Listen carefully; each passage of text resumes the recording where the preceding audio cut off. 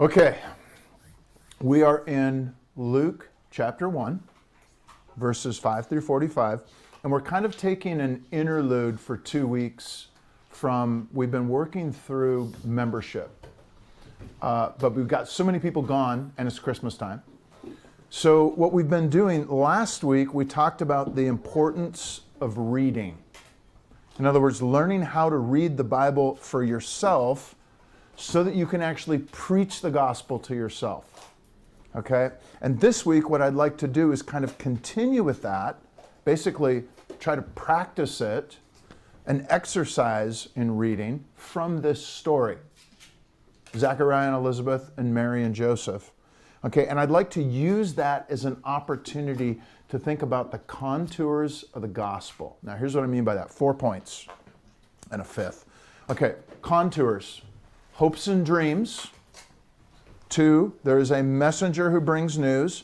3, there is a valley full of shadows. 4, there is a response that involves faith. In other words, you take those, we have 2 stories here. Angel shows up to Zechariah. Angel shows up to Mary. And the 2 stories have parallels in these 4 areas. So hopes and dreams, they both have hopes and dreams. Messenger who brings news, they both get a message. 3, there is a valley full of shadows, and we'll unpack that. 4, there is a response that should involve faith.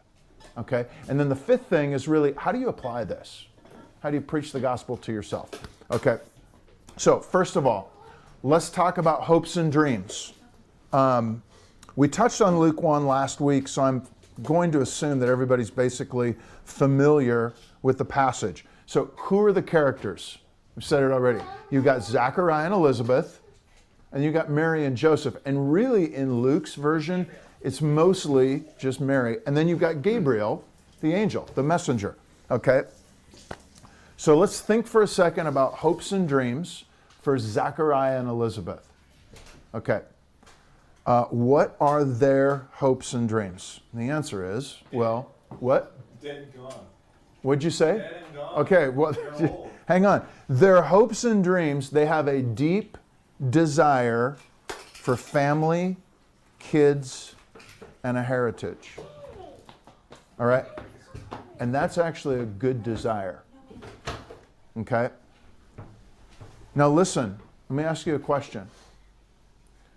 Does God actually promise us family, kids, heritage?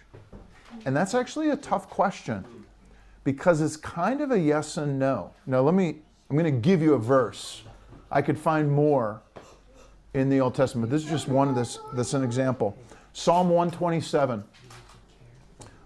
It's the famous one about unless the Lord builds the house, those who labor, labor in vain. The second part of that, down in verse 3, says, behold, children are a heritage from the Lord. The fruit of the womb is a reward. Hear that?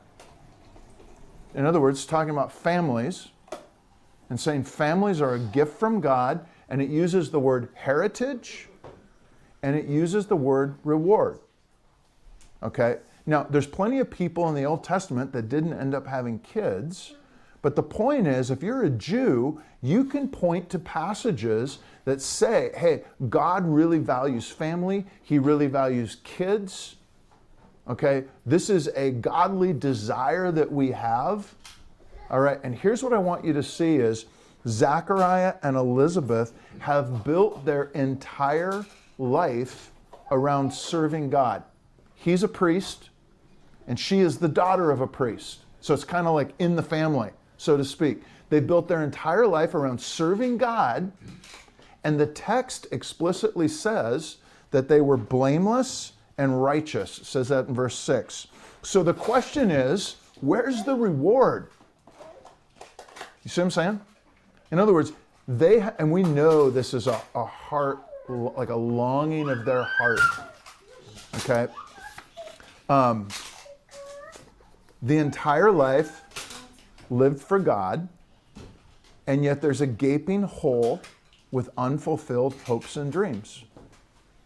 They feel the effects socially as well. So when Elizabeth gets pregnant, down in verse 25, she says, the Lord has taken away my reproach among people. Now, we don't know if people were really reproaching her.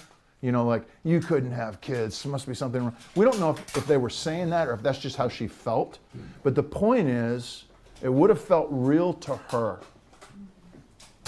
In other words, she's sitting there. She's got a good hope and a good dream. And they've actually really desired it. And God seems to indicate that he desires it too. And yet their story is not happening. Okay? Now here's the second part. Let's think about Mary for just a second. What are her hopes and dreams? Mary is basically a nobody. And here's what I mean by that. She's from the small town of Nazareth, up in Galilee, which is in the northern, this would be kind of the Hickville. They talk funny up there. They're not sophisticated. They're rustic. All right? She actually describes herself later on down in verse 48 as, she says, humble. And she's not like bragging about her humility. She's actually saying, who am I? I am like a nobody. I am basically a peasant girl from out in the sticks. Why on earth would God choose me? Okay? Her hopes and dreams probably look a lot like Zechariah and Elizabeth's in the sense that she probably wants to get married. She's engaged. She probably wants to follow God, okay? And she probably wants to have a family. Hopefully she'd like to have the family after she gets married rather than before, okay? But the point is, she's only 12, 13, 14, maybe 15 years old. So she's at the front end of her hopes and dreams, whereas Elizabeth and Zechariah are at the tail end of theirs. Okay? And here's the point that I want you to see. The angel's message is going to destroy her hopes and dreams of a happy life. It's going to destroy her socially. Because what's everybody going to think? That she actually didn't wait till marriage. She didn't follow God. She wasn't faithful. And if she wasn't unfaithful to Joseph, or if she wasn't like fooling around with Joseph, it was somebody else, right? Her reputation is going to be destroyed because of this. Her entire life is going to be destroyed because of this. Imagine Julie, who's not here today, but 16, 15? If she got pregnant right now, it would change her life. And what I'm getting at here is you have two characters in this story. You've got an old couple and you have a young person. Both of them have hopes and dreams, and they both kind of get messed up by God's plans. Okay? Zechariah and Elizabeth, their hopes and dreams have gradually died over the course of 30, 40 plus years. Okay, Mary, her hopes and dreams are shattered and dashed before they even get off the ground. And here's what I want you to see. Do you realize that either dying of hopes and dreams or shattering of hopes and dreams is actually part of the gospel? Okay? Now here's what I mean by that. The gospel, Christianity, is basically going to say your hopes and dreams, even for very good things, are never going to pan out. They're never going to materialize. They're never going, even if you get them, they're not going to satisfy you the way you hoped they would or thought they might. So you might have hopes and dreams for a career. That's not a bad thing. You might have hopes and dreams for a spouse. That's not a bad thing. You might have hopes and dreams for a family. That's not a bad thing.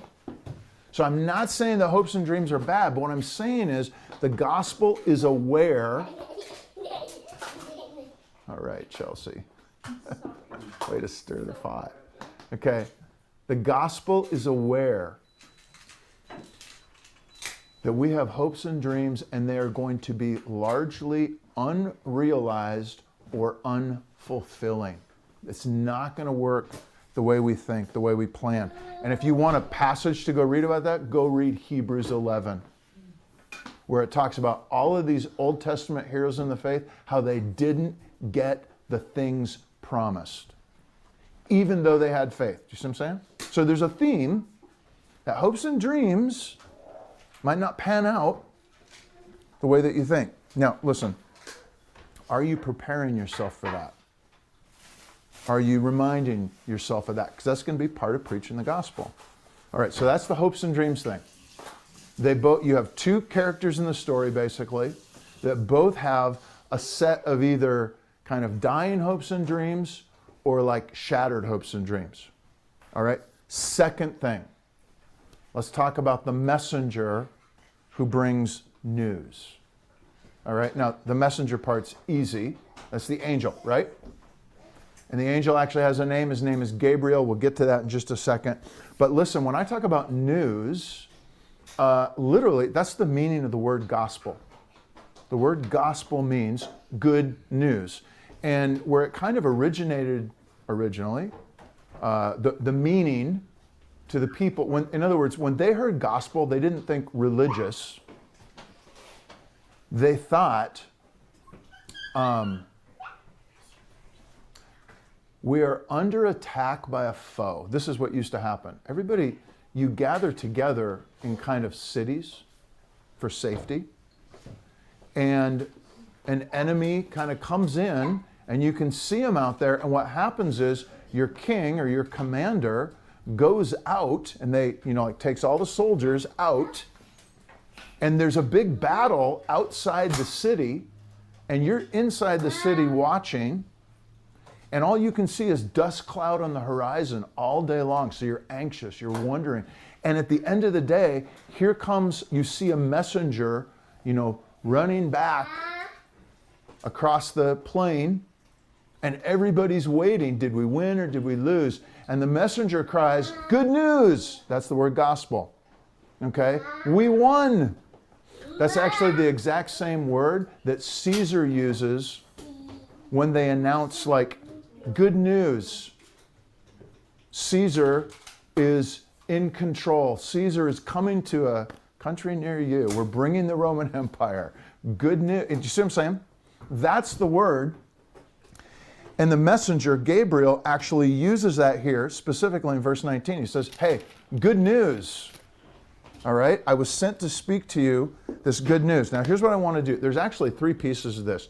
There's a piece of news, and there's also a promise and a sign. And I just want to talk about them quickly. Yeah, this is great. Give them hard plastic things. It's okay. Welcome to House Church. We deal with it, right? Yeah. Okay. What's the news?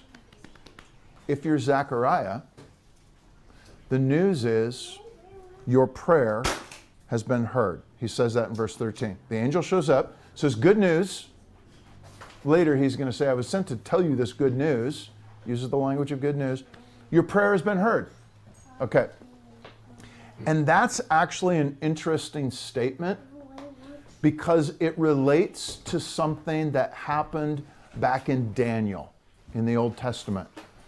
In chapter 9, there's a man praying, Daniel, and there's an angel who shows up, and he's actually going to, guess what the angel's name is? Gabriel. It's the same angel. And he's actually going to give really good news to Daniel. So now, here's what's going on. I'm just going to summarize Daniel chapter 9 for you because it's interesting. In the Old Testament, Daniel, this would be probably, let's call it 550, 540 BC. Israel's been taken into captivity. Daniel is in Babylon as a captive. All right, and what happens is Daniel, according to Daniel 9, is reading his Bible, and he's actually reading Jeremiah 29, which says, seek the shalom of the city where I've sent you in exile. Okay, for in its shalom you're going to find your shalom. Famous passage, and there's a phrase in there, 70 years.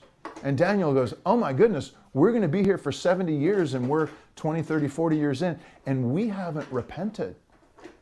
Now what's interesting is everything we know about Daniel from the book of Daniel, it doesn't look like he needs repenting.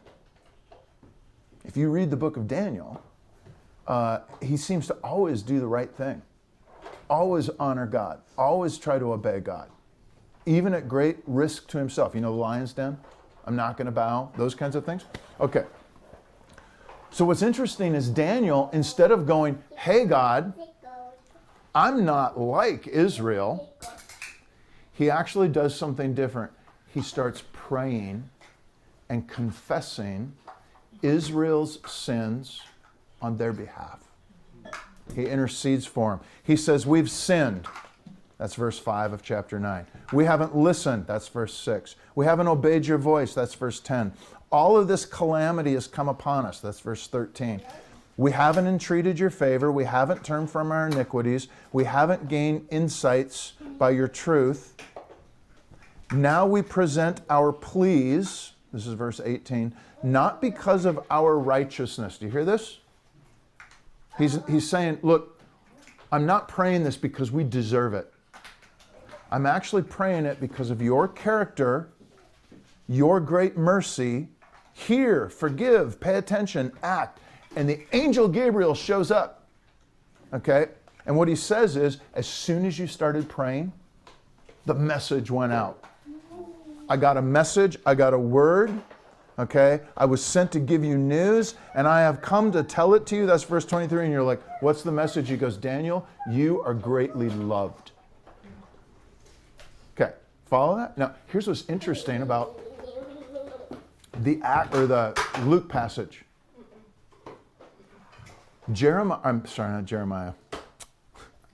Zechariah, we talked about this last week, has probably spent most of his life praying for kids. But at this point, Jordan, I think you're right on this. I don't think he's still praying for kids. I think he's given up on it, and he's probably a bit cynical. Okay, in other words, that prayer happened years and years and years before. And all of a sudden, the same Gabriel is showing up, and he's saying, I have a message for you, even though this one feels really delayed from the time that it got prayed. Okay? Listen what the message is. What was the message to Daniel? You are greatly loved. What's the message to Zechariah? Your prayer has been heard. What's the message to Mary? You have found favor in God's eye. You hear that? Greatly loved. You've been heard. You have found favor. Okay, listen, when our hopes and dreams aren't panning out, do you know what most of us think? I'm not greatly loved. I haven't been heard. I don't have God's favor. Do you see that?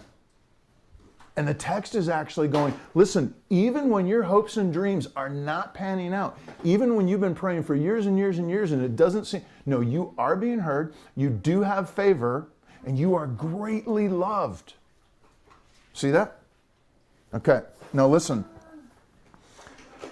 Part of our job as Christians, number one, is to preach it to ourselves. Number two is to preach it to people around us.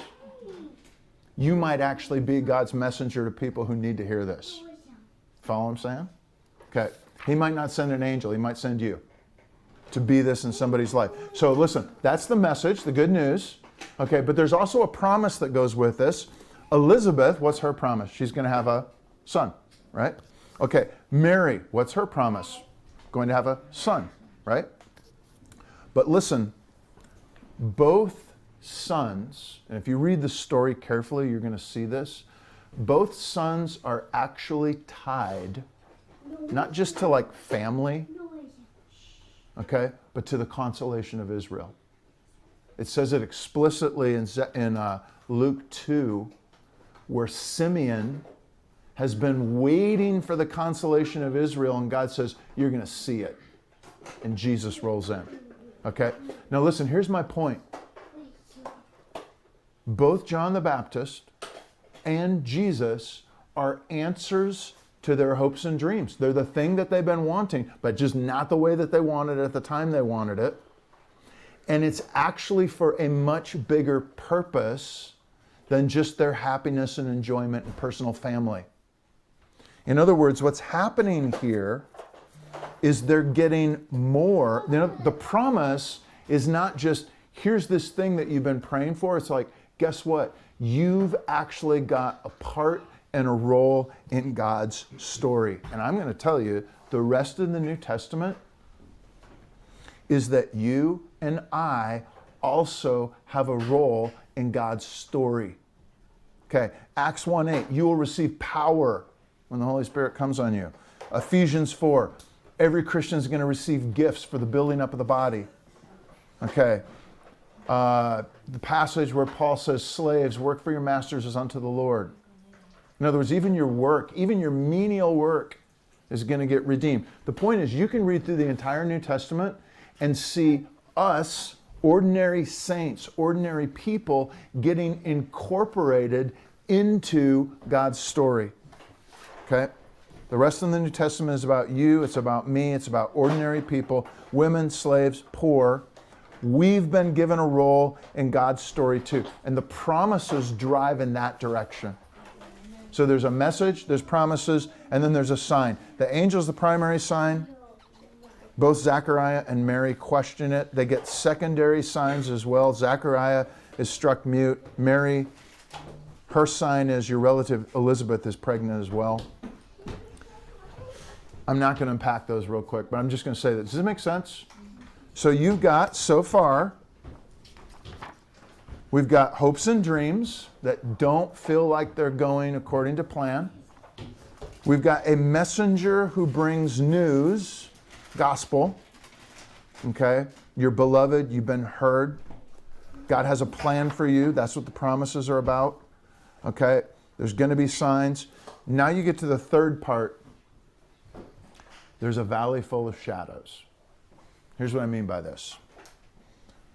Both promises, sons, are going to end up not just fulfilling their hopes and dreams. You see what I'm saying? They both have hopes and dreams. All right?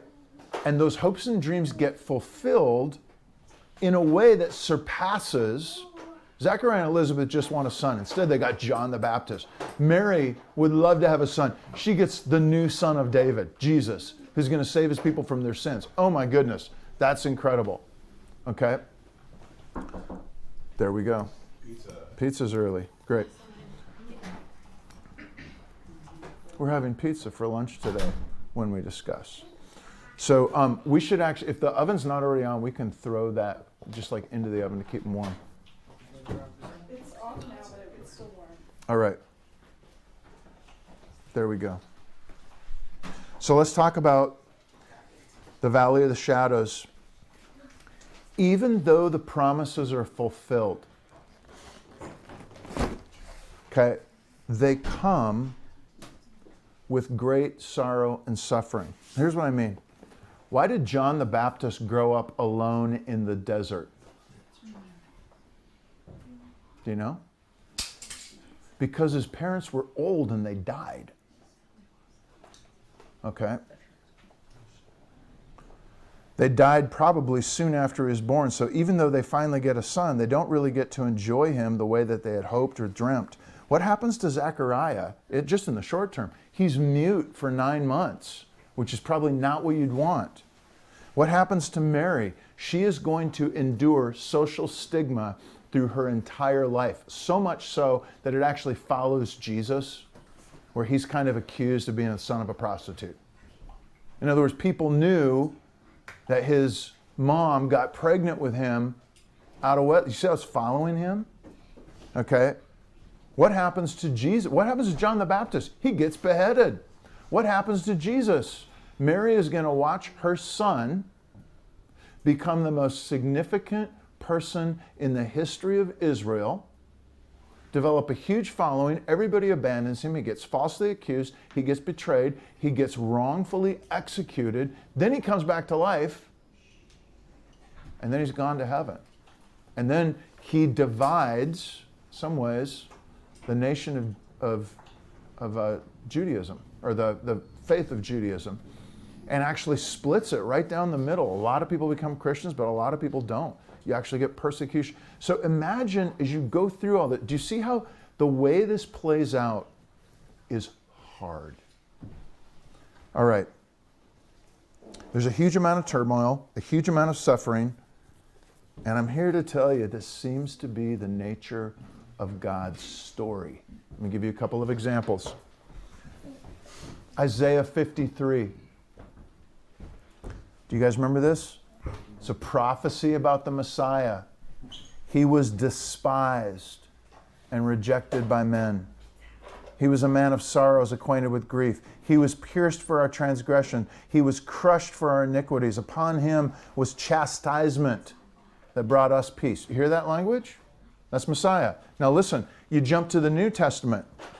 Do you remember what Paul says in 2 Corinthians chapter 4? It's a famous passage about jars of clay.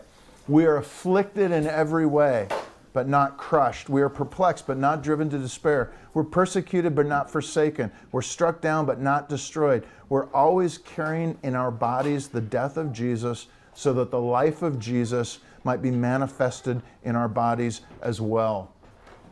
This light, momentary affliction is preparing for us an eternal weight of glory. So what Paul's saying is not just that it sucks, but he's going, Paul is saying, my ministry actually mirrors Christ's ministry, and it's really, really hard, but it doesn't quite destroy us, and it actually produces glory through it.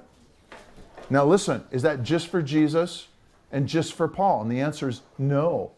Okay, Acts 15, Paul says, we encourage the brothers that through many tribulations we all must enter the kingdom of God. Philippians 1:29, it's been granted not only to believe, but also to suffer for the sake of the gospel. The point is, it's not just for Jesus, it's not just for Paul, it's for all Christians, and really, the Bible is saying everybody suffers. Do you guys remember Princess Bride? Life is pain, Highness. Anyone who says otherwise is selling something. Okay?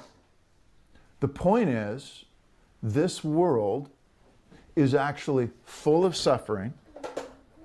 And in this world, there are many people trying to sell us a path that won't lead to suffering. And Christianity says, no, you can't. It's all going to lead to, like, listen, there is no escaping suffering. But Christianity is not bleak and pessimistic. It says we have to go through it. And if we go through it with the right way and the right attitude, it can actually be redemptive and transformative, and we can come out stronger on the other side. So you can try to build your life avoiding it, but it's not going to work. And Christianity says it can make us capable of handling it in a way that not only brings life to us, in spite of suffering, but also makes us into people who can bring life to others in their suffering. And that's incredible, if it's true. Carrie, my assistant, who's not a Christian, sent me a quote this past week. And she's like, dude, this wrecks me. There's a quote it's attributed to Marcus Aurelius. Comfort is the worst addiction. And she's actually saying, Christian, I'm addicted to my own comfort. Guess what? All of us are. And suffering is that, like, do you see what I'm saying? If we're addicted to comfort, it makes it really hard. We want to avoid suffering. And the gospel story doesn't just say embrace suffering. It's saying that suffering can be redemptive when it's approached the right way. So it's not like masochistic, okay? But it's realistic, and it's saying God can actually use suffering, we're seeing this as we talk, for great good in the world. All right? And that's a very hopeful message. It's part of the Christian story. So listen, do you see that? Got hopes and dreams that I guarantee you are not going to pan out the way you hope they are. Okay? There's a gospel that you're actually loved and heard and cared for, and you matter to God, but the way that these promises play out is going to be leading you through suffering, and there is a response, this is the fourth thing, that involves faith. Okay? Maybe a better way of saying this is what faith looks like, and this is where the two stories diverge. Both Zechariah and Mary ask similar questions. So Zechariah says, how shall I know? We're old. Okay? Mary says, how can this be? I'm young. I'm a virgin. I haven't even slept with anybody yet. Okay? On the surface, those questions sound similar. All right? But underneath, I think there are different attitudes, and we know that because of the angel's response. The angel says, Zechariah, You did not believe. Okay? Now, listen, I don't know if that not believing is doubt or if I actually think it's probably cynicism. You get to a certain point where you're like, you know what? God may be good for other people, but he's probably not going to be good for me. I'm old. The ship has sailed. I'm not going to have the family I longed, all of that.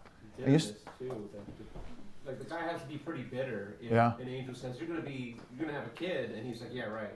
Yeah. Okay. Now listen, we don't know that for sure, but something in there, the angel says, is unbelief. And we also don't know, like when Mary hears this, congratulations, you're going to get pregnant out of wedlock, and she's like, oh my gosh, this is not. I'm not saying she had like oh, this is amazing. I understand how it's all going to work. But her response was, let it be to me according to your word. And Elizabeth is going to turn around and say, you believed. Do you see what the text is setting up? It's not so much that you can't have struggles and doubts, but I think fundamentally and it's not that you've got to have certainty. Okay?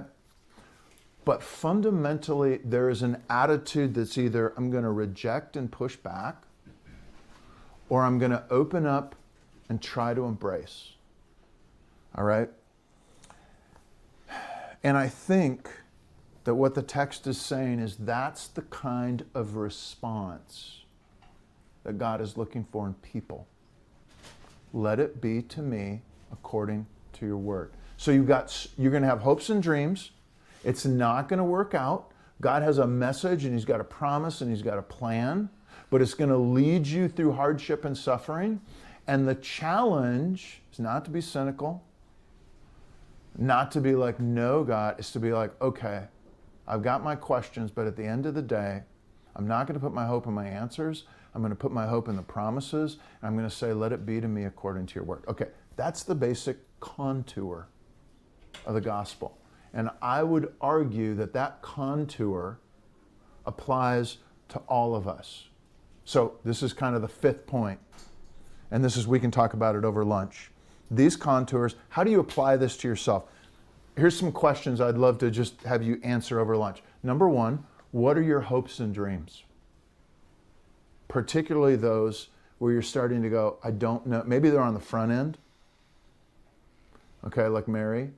But maybe they're on the back end where you're like, I feel like I had these hopes and dreams, and frankly, it feels like they're not going to happen. So what are they? Do you actually know what you're hoping and dreaming for? And just, are you aware of it? Number two, where are you starting to feel that tension? Okay? What is God's message to you? Like, what are you hearing from God that if you actually were going to embrace it, it would feel like the valley of shadows to you? Follow what I'm saying? So in other words, where are you feeling? So what are your hopes and dreams? Where are your valleys and shadows? What would it look like to try to just embrace and have Mary's attitude? That's what preaching the gospel to yourself looks like. All right? Can I say something real quick to that? Like when I'm thinking about how I embrace Mary's attitude, part of helps me is like, what did God promise that applies to this? Yep. Because Jesus died on the cross for my sins. Like that might not apply to like the grief I feel about this. Yeah. That feels abstract, but like God promises that He never abandons me or forsakes me. God promises that He's here to bring good. God says He's a God of healing, and that this side of the kingdom or after there will be healing. Right? Like so, I can try to believe that and put that on. Yes, this is not like when we say believe the gospel, preach the gospel to yourself. It's not less than Jesus died for your sins, but it's more than that in the sense of you're heard, you're loved. God really does what He's inviting you into, because most of the time our hopes and dreams are really for our own personal story, and it's pretty small. And He's actually inviting you into a much bigger story that you might only get glimpses of. Zechariah gets a glimpse of the story he is a part of at the very end of his life. Simeon gets a glimpse of the story he is a part of at the very end of his life. And starting to go, that would be great. Like, I can trust God with his story. That's what we're trying to do when we preach the gospel to ourselves. Okay, so let's plan on talking through that just a little bit at lunch.